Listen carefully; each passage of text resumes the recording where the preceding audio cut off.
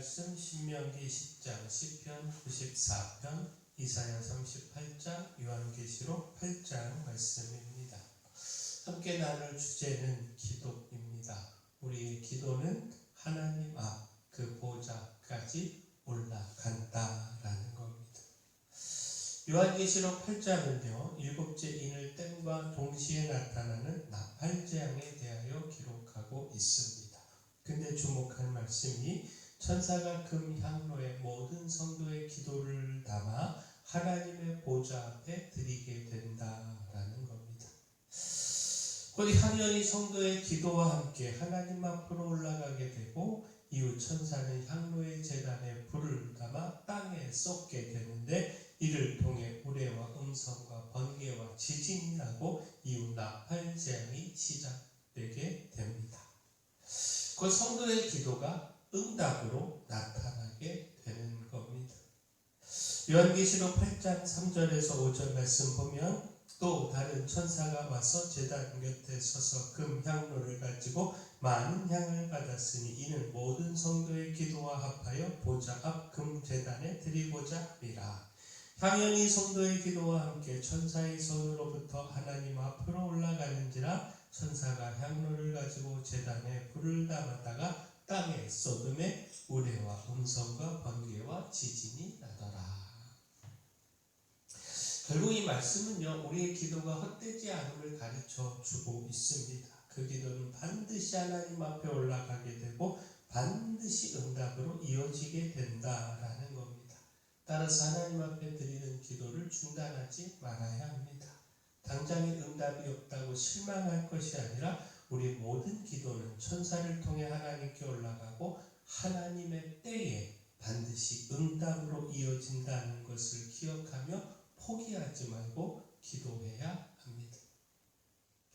또한 믿음으로 기도해야 합니다. 하나님께서는 우리의 믿음의 기도에 응답하신다는 사실, 이거 잊지 말아야 합니다. 시편 94편은 압제받는 하나님의 백성이 하나님의 도우심을 구하는 기도입니다. 무엇보다 그는 믿음으로 기도했습니다. 곧 그는 행악자들로 인하여 고통 중에 있었습니다. 따라서 누가 나를 위해 일어나 행악자들을 치겠느냐 이렇게 탄식하며 기도했습니다. 그런데 이어서 하나님이 도움이 되셨기에 자신이 미끄러지지 않고 그 영혼이 평안할 수 있었음을 고백했습니다. 발이 미끄러진다 말할 때에 주님께서 그 은혜로 붙드시고 근심 중에 두려워하고 있을 때 주님께서 평안을 주시고 즐거움을 주셨다라는 겁니다.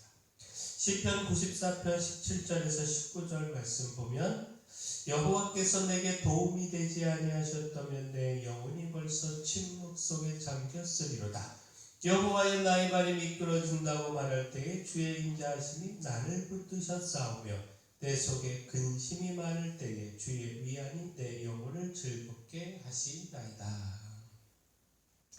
자, 여기서 놓치지 말아야 하는 것이 하나님의 백성이 악인들로 인하여 고난을 당하며 다급한 중에도 하나님을 믿으며 그 기도를 멈추지 않았다라는 겁니다.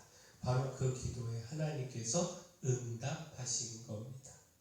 포기하지 않는 믿음의 기도가 하나님의 응답으로 이어졌다라는 겁니다. 이처럼 믿음의 기도는 반드시 하나님의 응답으로 이어집니다. 따라서 포기하지 말고 하나님 바라보며 기도해야 합니다. 믿음으로 그 기도를 중단하지 말아야 합니다. 또한 눈물로 기도해야 합니다. 다시 말해 간절히 포기하지 말고 기도해야 한다라는 겁니다. 하나님은 그 간절함으로 드리는 기도를 들으십니다.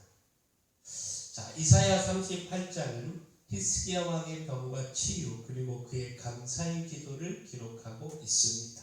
곧 후사가 없어 병이 들어 죽음을 눈앞에 둔 이 히스기야 왕은요, 얼굴을 벽으로 향하고 간절히 하나님의 은혜를 구하며 기도했습니다. 얼굴을 벽으로 향한다라고 하는 것은 세상의 모든 것을 포기하고 오직 여호와 하나님만을 바라본다라고 하는 각오를 표현하고 있는 것입니다.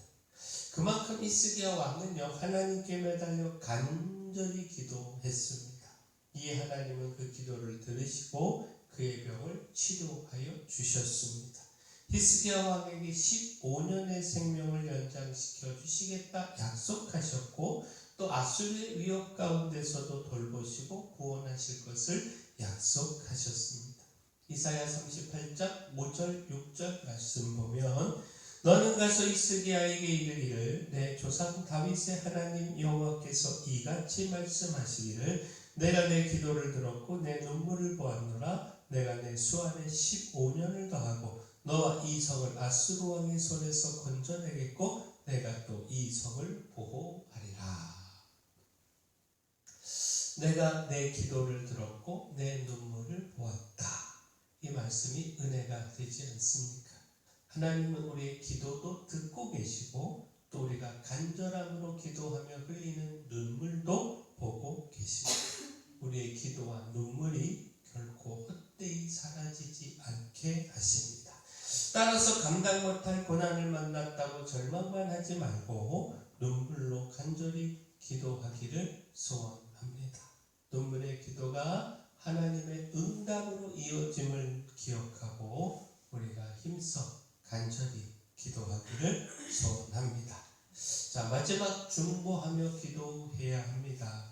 우리 이웃을 위한 중보 기도의 능력이 있고 하나님께서 그 기도를 들으십니다. 신명기 10장은요 하나님께서 돌판의 십계명을 다시 새겨주시고 그 백성들을 용서하신 것을 회상한 말씀입니다. 그 백성들의 우상 숭배로 처음 주신 십계명 돌판이 깨어졌지만 하나님께서 큰 사랑으로 그 백성들의 죄를 용서하시고 다시 십계명 돌판을 주셨다라는 겁니다. 따라서 모세는 하나님을 사랑하고 경외하며 그 명령과 규례를 힘써 지켜야 함을 그 백성들에게 가르쳤습니다. 자, 근데 여기서 주목할 말씀이 모세의 중보 기도입니다. 모세는 백성들의 우상 숭배와 범죄로 인한 하나님의 진노를 대하면서 40주 40야를 산에 머물며 다시 그 죄를 용서해 주시기를 구했습니다. 그리고 하나님은 그 기도를 들으시고 백성들을 멸하지 않으시고 용서하셨다라는 겁니다. 신명기 10장 10절을 보면 내가 처음과 같이 40주 40야를 산에 머물렀고 그때에도 여호와께서 내 말을 들으사 너를 차마 멸하지 아니하시고. 자, 여기서 중보 기도의 능력과 응답을 생각할 수가 있죠. 우리 자신의 문제를 위한 기도에도 하나님은 응답하시지만 우리 이웃의 아픔과 문제를 놓고 함께 아파하며 기도하는 중보 기도를 더욱 응답하십니다. 따라서 모세가 그 백성들을 위하여 생명을 걸고 기도한 것처럼 우리도 우리의 이웃과 믿음의 삶을 살아가는 신앙의 동료들을 위하여 힘을 다해 기도해야 합니다. 무엇보다 기도하며 또 기도하고 그렇게 기도를 멈추지 말아야 하는데 그 앞에 10절 말씀에서 그때도 라고 하는 구절이 은혜가 됩니다. 곧 하나님은 응답하시고 또 응답하신다라고 하는 것, 이것을 이 구절을 통해 알 수가 있는 것이죠. 한 번의 응답으로 더 이상 응답하지 않으시고 그 응답을 멈추시는 것이 아니라 우리 믿음의 기도가 멈추지 않는 이상 응답하신다, 또 응답하신다라는 겁니다. 따라서 하나님께 드리는 기도 중단하지 말아야 합니다. 기도하고 또 기도하고 이를 통해 또 응답하시는 하나님의 은혜를 누려야 합니다. 자, 우리의 기도는 하나님의 보좌 앞까지 올라갑니다. 하나님은 그 기도를 들으시고 응답하십니다.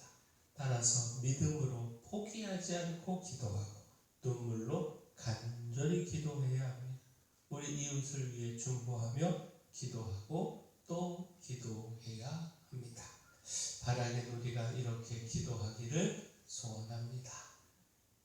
사랑의 주 하나님, 저희의 기도가 헛되이 사라지지 않고 천사를 통하여 하나님 앞에 올라감을 기억하고 포기하지 않고 기도하기를 소망합니다. 히스기야 왕처럼 간절히 눈물로 기도하며 내 기도를 들었고 내 눈물을 보았노라. 이런 하나님의 말씀도 듣고 또 응답도 누리게 하여 주시옵소서. 더 나아가 저희 자신을 위한 기도를 넘어서 저희 이웃을 위해 힘을 다해 중보하며 기도하게 하여 주시옵소서. 교회 내 연약한 모든 분들 주님 강력한 손으로 안수하시고 치료하여 주시옵소서. 저에게 주신 사명, 이 마을의 빛이요 소금으로서의 사명 잘 감당할 수 있도록 힘도 주시고 능력도 주시고 물질도 주시고 일꾼도 더하여 주시옵소서. 모든 것 주님께 맡기었고 예수님